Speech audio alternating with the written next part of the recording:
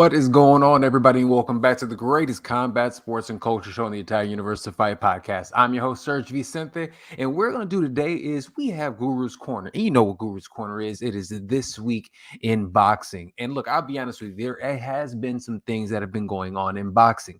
Usually we have the Guru CAMM here with us today, but unfortunately scheduling would not permit, but we still have to bring you guys the best in combat sports and boxing news of the week. So please, if you're watching this video, like, share, subscribe. Absolutely, we appreciate that from you guys. It helps us grow the channel and everything else we have to do. All right, let's go ahead and jump into it. Look, in terms of boxing this week, I think the biggest news of the week has to be the announcement of Tank Davis fighting against Ryan Garcia. Both sides have agreed. Showtime and everybody says, and PBC says it is signed. They're shooting for April 15th for that fight to take place. Granted, both of the fighters have to fight a fighter in between, which makes things a little dicey. It should be somebody that they could roll over, but at the end of the day, it is still nothing is guaranteed with boxing. But we have to give these guys credit. Ryan Garcia, Tank Davis are two of the up and coming, I don't even want to call them prospects anymore. They are two of the faces of boxing at this point in time, especially of that younger generation. That lightweight class that is moving up to 140 seems like, because they're huge for the weight class. They have really carried boxing over the last few years. Tank Davis has become a pay-per-view star with the way he sells out in Baltimore and everywhere else, and in Atlanta specifically as well as Barclays Center. And then you have on the other side, we have Ryan Garcia. Ryan Garcia, the social media darling, the golden boy of Golden Boy. We have his new, his new coaches, his new teams. So he is somebody that is healthy, and with his size and length, really makes things difficult for his opponents. So really quick, again, Tank Davis, 27-0, 25 knockouts. I mean, watching what he has done, and I'm not going to lie to you guys, even myself, I was a detractor of Tank Davis at first, saying, he's a can crusher, and he's doing this and that. Look, man, when he went out there and defeated the likes of Leo Santa Cruz, and the way he's had been a buzzsaw through everybody that he has been in there with, I mean, even to the point that Rolly Romero, as much as we want to sit there and kind of shit on and joke about Rolly Romero, we have to admit that he is a dangerous opponent. And the way that, Tank Davis went out there and was able to do that makes it even, scarier for that. Ryan Garcia, on the other hand, again, he hasn't been as consistent, has not fought the same type of competition, but he's one of those guys that we like to say, hey, it passes the eyeball test. We want to just easily just kind of chalk him off. He was like, he was missing time for quote unquote mental health reasons. He was also, he's just a social media guy. It's easy to say all of those things, but we'd be lying. We'd be absolutely lying if we were sitting there and not being honest about what he can and what he can do. I mean, if we're looking at his resume, I mean, this is a guy who 23-0, 19 knockouts. If you get in there with him, he's usually putting you down, and he's not over here just beating scrubs. He's beating decent guys. This is going to be, again, a fun fight. If we're looking at Tank Davis, somebody who is, again, really tough, very durable, great boxing IQ, and even the Mike Tyson-esque power in his size. On the other side, we have somebody with, Tommy Hearns type of skill set, speed, length, explosion. It's going to be interesting. It's really going to be a chess match when they eventually do actually end up competing. Now, the thing about it that we actually have to give them props for is that they're making this happen. I've said this before, and I'll continue to say it. I hate the fact that they're saying we are going to fight at this date, but we have to sit there and fight somebody else. That's one of those things. And one thing that I bring up, especially in talking about MMA, is I have to bring up Tony Ferguson. Tony Ferguson against Khabib Nurmagomedov. That fight was scheduled 5 times and it never came to fruition. And it wasn't because the fighters didn't want it. It was because of injuries or tiramisu or anything else that it was happening. So we're really looking at it and saying we have to hope that, again, this is boxing being boxing. It's promising us something, but we really don't know if it will come to fruition.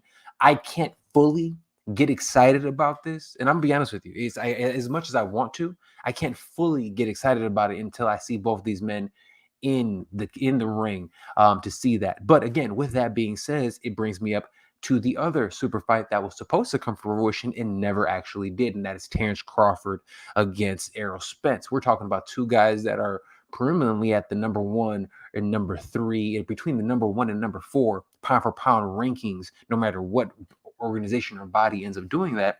And now they're in a position where, Terrence Crawford is fighting Abernethysian, who is undefeated. He's a tough guy, but we don't see him posing a real threat to Terrence Crawford. And on the other side, we have Errol Spence, who seems like he actually finally has to give a fight to somebody who he didn't want to give a fight to, because that guy pretty much curved him for such a long time, and that is a Keith Thurman. Regardless, that fight should be entertaining. It's disheartening when I hear people like a Terrence Crawford saying that he doesn't need this fight for his legacy. Well, yeah, in my opinion, he's wrong. Now, granted, who am I? I'm saying the way he says that I'm just a media member that doesn't matter. But at the end of the day, look, man, if we're looking at actual resumes and things like that, somebody made a great point. And the point that these people end up making was that with Terrence Crawford, is it a thing or a fit of jealousy with Errol Spence? And hear me out when I say that. And again, I don't know this to be true, but it is one of those things that you have to really think about when you hear about it.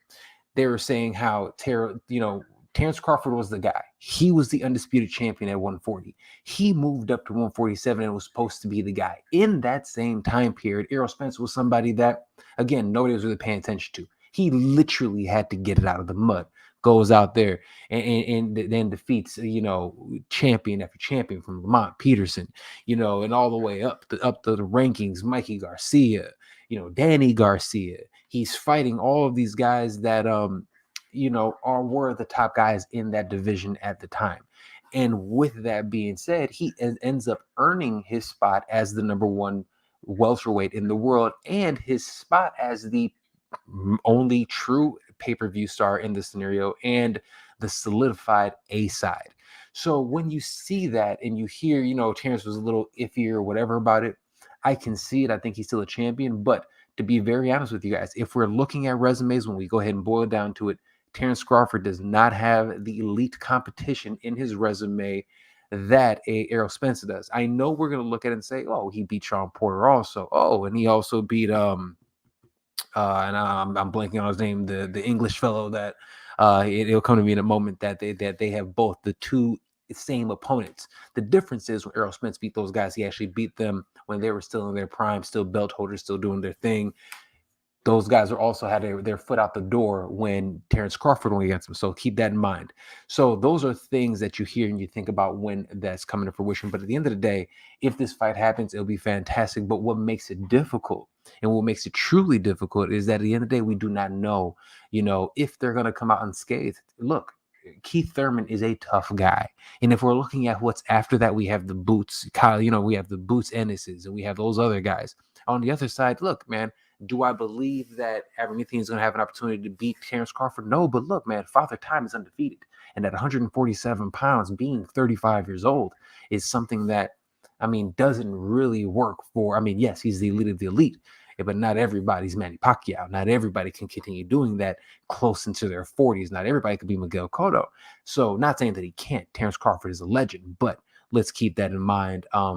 We don't know what's going to happen. We don't know what's going to happen. We don't know if Errol Spence can stay at this time. So with all that being said, again, kudos to the younger guys, the younger generation that is forcing the issue. We're having, people like Teofimo Lopez fighting Jose Petraza, which is an extremely, extremely tough fight. We see Devin Haney seeming as if he's going to fight Lomachenko, which is an extremely, rough fight. These young boys are going out. Shakur Stevenson is calling out anybody that he can possibly get his hands on. Look, we're looking at it and we're seeing, look, who is actually here.